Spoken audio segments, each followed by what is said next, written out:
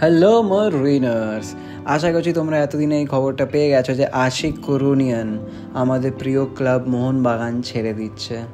এত বছরে সার্ভিস দেওয়ার পর, এত ট্রফিস জেতানোর পর আশিক কুরুনিয়ান ফাইনালি আমাদের সাথে কন্ট্রাক্ট রিনিউ করলো না। আমাদের ক্লাবের কর্মকর্তাদের সাথে কোনো কন্ট্রাক্ট এক্সটেনশনের অ্যাগ্রিমেন্ট এসে আসলো না।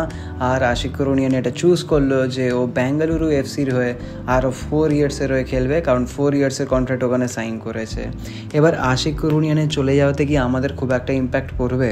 এটা কি আমাদের লস হলো?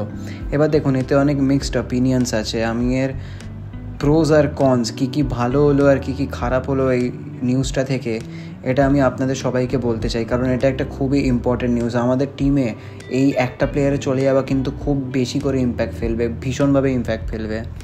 আশিক কুরুনিয়ান একটা দুর্দান্ত লেফট উইঙ্গার। আমি অনেকবার প্রশংসা করেছি এই চ্যানেলে আশিক কুরুনিয়ানের। ও যেভাবে ক্রস দেয়, যেভাবে থ্রু বল দেয়, আনবিলিভেবল। আর ও পেছনে এসে ডিফেন্ডিংও করতে পারে লেফট ব্যাক হয়ে।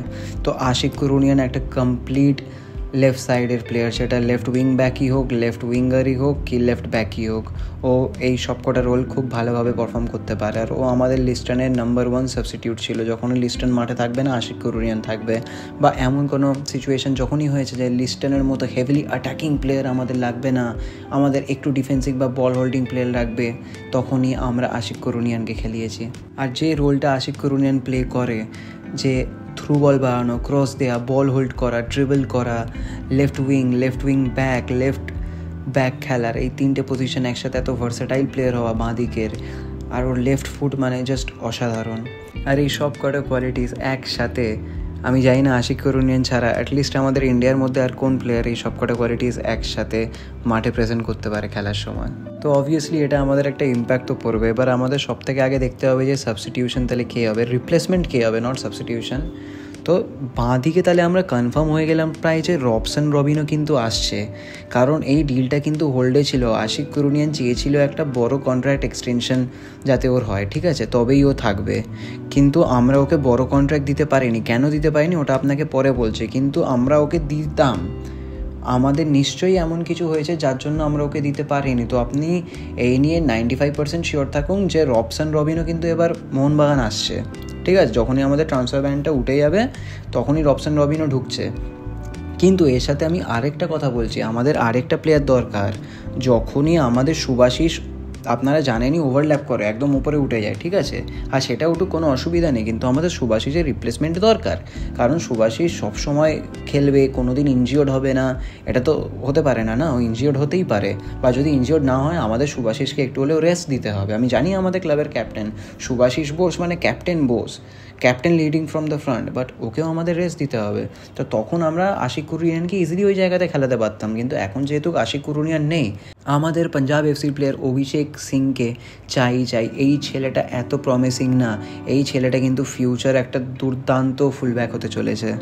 এই ছেলেটা এত ভালো ডিফেন্ডিং করতে পারে, এত সুন্দর পেস আছে ওর, ওপরেও উঠতে পারে, ওভারল্যাপও করতে পারে, সব কিছু করতে পারে, মানে আপনি যেটা চান ও সেটা করতে পারে। আমাদের রাইট ব্যাকে যে আশিস রায় আছে, অভিষেক সিং কিন্তু আশিস রায়ের থেকেও খুব ট্যালেন্টেড প্লেয়ার, খুব প্রমিসিং প্লেয়ার। ওকে যদি ঠিক জায়গায় ঠিকভাবে খেলানো হয়, ছেলেটা কিন্তু অনেক দূর অবধি যাবে। আর আমাদের মোহনবাগানের কিন্তু অনেক ইমপ্রুভমেন্ট হবে। আমাদের পুরো টিমের স্ট্রাকচার, টিমের ব্যালেন্স আরও মজবুত হয়ে যাবে যদি আমরা অভিষেক সিংকে আমরা আনতে পারি। কিন্তু ওর পেছনে অলরেডি ইস্ট বেঙ্গল পড়ে আছে। তো আই হোপ যে আমরা ভালো অফার দেবো আর অভিষেক সিংকে আমরা মোহনবাগানের হয়ে সাইন করবো। এবার প্রশ্নটা হচ্ছে যে আশিক কুরুনিয়ানকে কেন আমরা রাখলাম না, কেন আমরা লং টার্ম কন্ট্রাক্ট দিলাম না, আরও কেন গেল। আশিক কুরুনিয়ান, যেরকম আমি একটু আগে বললাম যে লং টার্ম কন্ট্রাক্ট চাই, তো 3-4 বছরের বড় কন্ট্রাক্ট। কিন্তু আশিক কুরুনিয়ান এত ইনজিওরি ফেস করেছে, ও সারা বছর প্রায় ইনজিওর্ড ছিল, আগে সিজন ইনজিওর্ড ছিল, এই সিজন ইনজিওর্ড ছিল। তো এখন একটা লম্বা কন্ট্রাক্ট দেয়া পসিবল না আশিক কুরুনিয়ানকে। যে ও এত ইনজিওর্ড ছিল, যদি আবার ইনজিওর্ড হয়ে যায়, সারা সিজন না খেলে, তাহলে এটা কিন্তু খুব বড় ফাইন্যান্সিয়াল লস হয়ে যাবে আমাদের ক্লাব মোহনবাগানের। তো এই জন্য মোহনবাগান ওই সাহসটা পায়নি আশিক কুরুনিয়ান থেকে যে আমি একটা প্লেয়ারকে এত 3-4 বছরে এত বড় কন্ট্রাক্ট দেবো, আর ও যদি নাই খেলে তাহলে আর কন্ট্রাক্টের ভ্যালিউ কী হলো, তাই না? প্লেয়ারটাকে তো রেজিস্টার করাতে হবে। আর আমাদের লেফটে প্লেয়ার দরকার, তো আশিক কুরুনিয়ানকে ওই জন্য আমাদের মোহনবাগান ভেবেছিল যে আমরা শর্ট টার্ম কন্ট্রাক্ট দেবো 1-2 বছরের, 1-2 বছরের না 1 বছরের। আশিক কুরুনিয়ান খেলুক, এবার তারপর যেরকম পারফর্ম করবে ওর উপর আরেকটা তাহলে কন্ট্রাক্ট দেওয়া যায় পরে। কিন্তু আশিক কুরুনিয়ান এখনই চেয়েছিল লম্বা কন্ট্রাক্ট যাতে মোহনবাগান দেয়, আর মোহনবাগান যেহেতু লম্বা কন্ট্রাক্ট এইসব কারণের জন্য দেয়নি, তাই কুরুনিয়ান চুজ করলো বেঙ্গালুরু এফসির হয়ে খেলার। এটা ছাড়া আর কোনো কারণ নেই। তো এটা একটা মিক্সড রিয়াকশান। আই নো যে এত বড় কন্ট্রাক্ট আশিক কুরুনিয়ানকে দেয়া নট ফিজেবল, এটা খুব একটা রিয়েলিস্টিকও না। অবভিয়াসলি ও যদি ইনজিওর্ড হয়ে যায়, যেটা হাই চান্স, কারণ অলরেডি লাস্ট 2 বছরে হয়েইছে ওটা, তো ওটা তো একদমই পসিবল না। কিন্তু হ্যাঁ, আমি আশিক কুরুনিয়ানকে খুব মিস করবো মোহনবাগানের হয়ে। আশিক কুরুনিয়ান আমাদের অনেক কিছু দিয়েছে, আমাদের টিমকে অনেক ইমপ্রুভ করেছে, যখনই খেলেছে খুব স্পেশাল মোমেন্টস দিয়েছে, আর আমাদের টিমকে অনেক কটা ট্রফিস দিয়েছে, আইএসএল লিগও জিতিয়েছে, কাপও জিতিয়েছে, দুরান কাপও জিতিয়েছে। আর আমি আশিক কুরুনিয়ার ব্যাপারে একটা ট্রিবিউট ভিডিও পরে বার করব। আপনি বলুন যে আপনার কিরম লাগলো এই নিউজটা যে আশিক কুরুনিয়ান চলে যাচ্ছে? আপনার কি মনে হচ্ছে এতে আশিক কুরুনিয়ান যাওয়া ভালো না খারাপ আমাদের টিমের জন্য? আমাকে নিশ্চয়ই কমেন্টে জানান। আর until next time, thank you for watching. জয় মোহনবাগান।